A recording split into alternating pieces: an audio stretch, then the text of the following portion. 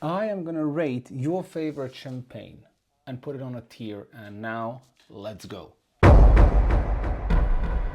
Before we go to the video, hit the subscribe button so you get notified when the new videos come. Actually, we're gonna put it here. So you pay 1,200 something to drink Young Salon and put a picture on internet because, yes, I bet you're wearing Balenciaga and or a t-shirt when you're drinking that too. So yes, it makes me cringe a lot, and I feel ashamed for the person doing that. Although everybody can spend their money and whatever you like to do, just do it. It's nothing away from me, but it is how I feel. But then I also have one more. I have Salon also there because when you have an old Salon, if you have ever tasted that, now let's say from the 90s, you get the idea why they are doing what they're doing now. The same thing that was done for Louis Vuitton. You have a great legacy, then you just monetize it. But the problem is if you do 60,000 bottles a year, it is very difficult to do monetization so hardcore on that. But then of course there's so many rich people just in Asia that are willing to pay those prices. But then there's the salon lovers from here, because I used to pay 250 euros for a bottle of Salon 99, and I think that was already like, oh, let's say 2090s, and that was already a bit too much. But now you add a zero, no, you add a one front of it, so well, yes. Yes. And then I need to buy now and then wait 30, 40 years, or then pay 2, 3 grand for a mature vintage. The problem is that I might actually even do that because some of those can be worth that money. So yes, especially when split among connoisseurs who understand. So Salon is on those two. If you drink young, yes. Louis Roederer. So this one, boom. But we have crystal that we put here. And this, yet again, crystal should also be on the delicious side, but it's the cringe of drinking young. You drink young crystal, you post that, and you don't. I'm hurt every time a young crystal bottle is open and drank because you don't get to understand what it is. And I'm going to preach the end of my time on that on internet. But Roederer, what they do on the vineyards, it is insane. The vintages are insane. The collection series is insane. The Jean-Baptiste Le Caille and the Cellarmaster is insanely amazing. They are on the highest level of that. They're the biggest owner of biodynamic and organic vineyards in whole Champagne, and they convert around 5 hectares per year. I used to do that, I think maybe even more now, and it's just a masterpiece of work. So I love what they're doing. Definitely complete standard maker in that sense. And then you have crystal is nice, but you need to age it. Otherwise, it is cringe. I feel shame for you, and I encourage everybody else to, share the shame. You know the person who's drinking young crystal. Everybody knows it's their favorite champagne, so it means that they don't understand that much of champagne, and it's okay. It is. It's not. It's not an insult. You can do what you want. I just do this so that everybody can understand where they are, where the brands are. Simple as that. Uluscolan. Opa. If you like Celos, taste this one. Prices are getting a bit out of hand, but if you have allocations or if you then you are okay. It's still in the couple of hundreds. But the Blanc, it's such a beautiful champagne. So now we go for Benoît Marguet. Delicious. Benoît is soon, actually, sorry, I'll just put it there. Because Benoît, it's everything he's done correctly since 2008 when he began doing his thing, the single vineyards, the cruise, everything, it is there. But the world hasn't catched up yet because they're too busy drinking young Salon and Celos. So, get your head straight. And Le Crayère or some of the other La Grande Royale, we just had the first vintage ever made, 2011, which is an absolute one of the worst vintages I ever remember tasting. But from Marguet and with age, beautiful. So, yes. Veuve Clicquot. Here people will get annoyed and confused. But for me, maybe it's delicious. I put it there. I buy. I love the rosé. I will soon put it on the delicious mark. The only problem is the pricing of the prestige cuvées. They are, for me, they are not worth, because at the same price I can get Krug or Dom or Dom Pérignon. So, but still, the good thing is that all the money goes to the same corporation, LVMH. So all the choices are good. They will be approved. Perrier-Jouin, unfortunately there. I love everything about it. I love the Belle Box, but now I'm a bit confused. The bottle shapes, everything, I think they're a bit lost. The wine quality though is good. So yet again, if I see it in some place by the glass, I will be actually happy to drink it. And I would love to see places with Belle Box by the glass. So a lot of places, even in Finland, it would be cool. I would like. Isaac, Monopole. Nothing interesting since the shipwreck champagnes were found out. Quality is meh, it's kind of okay. No invasion. Now they write that story so hard, but it's, come on, it's soon gonna be 30 years when the bottles were found, and that's kind of, yeah, so we're waiting. Something new, and then the basic stuff should be, it's nothing wrong. Yet again, if it's by the glass, I will drink it. But it's like, sorry, yeah, I will drink it, but yeah. Lanson, this will surprise. It's in the brink of here. This is, I don't like this list because it makes me, I'll put it now there.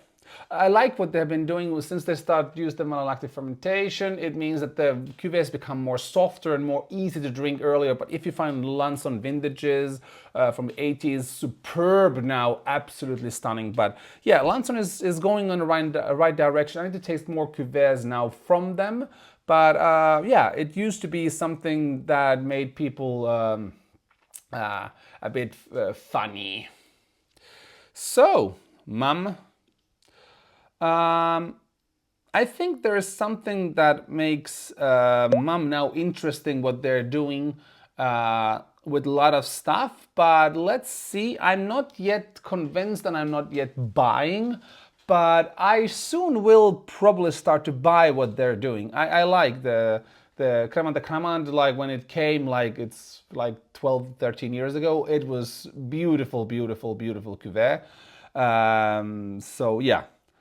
Canard du Chêne, no thank you. Philipponnat. Philipponnat. I have to put it here, I'm sorry. Clos de Gouas, I will put on the highest level because it is beautiful. But yeah, several things. I don't like the basic one. It's okay. Yet again, if it's by the glass somewhere, yeah, I will drink it. Or yeah, yeah. But yeah. Okay. The Venage, same thing. I don't like the Vin de Princesse. I have had it several times. It's aged ones also. If you like it, it's okay. It's a matter of taste for me. I will put my drinking on the other prestige cuvées. The basic stuff is okay, yeah. But if it's your favorite champagne, I will question if we can be friends. So yeah. Here's a Perrier. This is a funny one. It was the house champagne of Finnair, the Finnish national airliner for decades, and it was always this kind of masochism, self-punishment, because you can't drink that many of those. It was the little bottles. But still we did sometimes 10 bottles, the small ones, and it was kind of this game, and now they even changed that away. So very disappointed. It was the last thing that I had, but otherwise, if I say it's just Perrier somewhere, I will skip. I will just have a glass of water. I will now have a glass of water. Okay, a Moët Chandon. You can hate me for this, but for me, Moët is delicious. Grand vintage are delicious. The basic cuvée is delicious. The only thing I don't like is the sweet, the nectar, like the nectar imperial, and then when you have the Moët on ice. Also, I think that is cool. It has a place somewhere in the world. So, but it's such well-made champagne currently, and if you don't like it, it's your problem. But there's nothing wrong drinking Moët. Although a lot of people also drink that for the label, but then for label drinking, you just begun. Try to find Celos, then find Salon. There's so many label drinking opportunities out there for the label drinkers. Maybe we need to do a different video on label drinking. But yes, for me, Moët Chandon is delicious. Marie-Courtin, boom. From Côte d'Ivoire, the Pinot Noir. For me, she is Madame Pinot Noir. It is just stunning, stunning stuff. If you don't know her, get to know. Jean Vessel. Actually, it's one of the things that I would buy. Oil de Paris is nice, basic stuff is nice, price quality is good, and their Petit Clos is beautiful. I love that one also. It is nice. It's a great grower house. It's a solid quality house. Pommery, it's a bit meh. There's some good things, but yeah, I just had at the airport a glass. When I was flying to Prague, I had a glass of the basic cuvée, one of them. It was okay. I was surprised. Quality is up. The prestige cuvées are pretty nice, but still, like, I don't, like, there's something missing. Like, you have such a huge legacy story. Maybe you need to change the marketing agency or something to get more. Nicolas Foyat, it's completely undrinkable. Oh, Tétanger. Tétanger is delicious because every cuvée is beautiful from Folie de la Margueterie to the vintages to Comte de Champagne, the Brut, everything is just delicious. This is the place where a house should get is delicious. We now put also Port Roger to the delicious because they have no bad cuvées. The basic Port Roger Brut Reserve, it is a stunning champagne. It is a masterpiece. Then you have the Churchills or the vintages, Blanc de Blanc vintages. You have so much of good stuff, and it's proper. Yes, delicious, delicious, delicious. Pierre Peters. I won't buy Pierre Peters in a Miraval bottle. Sorry, Fleur de Miraval, however pronounced. But yeah, I like, especially the Spring de Blanc is nice. Rosé de Chien. I think this is also delicious. It is on the way there. Let's put it there. It is something. Cedric Bouchard is doing great stuff. If you have a chance, the prices are getting a bit out of hand. Or we have David Leclapard, founded 1998. From Trepaille with the Chardonnay. It is a benchmark for that. Also, it's something where you either like or not, but it's something where you understand how gastronomically great l'Amateur is and Apotre. It is just insane. I miss the old Alchemist, the Rosasania. It was a beautiful gastronomic champagne, but so for definitely on the highest tier there. Lallier, we will put it there. Like, it's a bit meh for me, but I haven't tasted it in a while, so it doesn't raise any good or bad emotions.